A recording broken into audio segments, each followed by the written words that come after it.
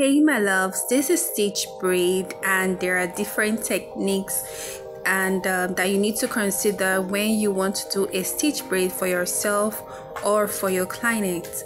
Now you might as well know that there are different techniques to apply when doing a stitch braid for yourself.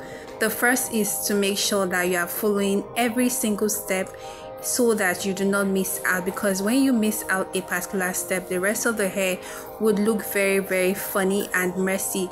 So it's very important to make sure that you're following every single step, which is making use of your finger to pat each of the sides in order to have a very clean finish.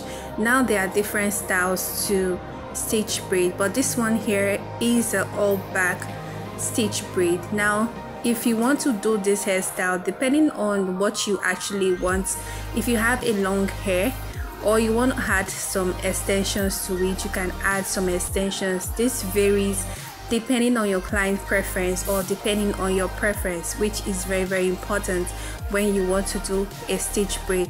So if you're a stylist, it's very important to communicate with your clients as regards what they really want. If they want much extension starting from the top part to the end, or they just want a minimal braid, you know, just to be just to have a very simple minimal braid extension attached to it.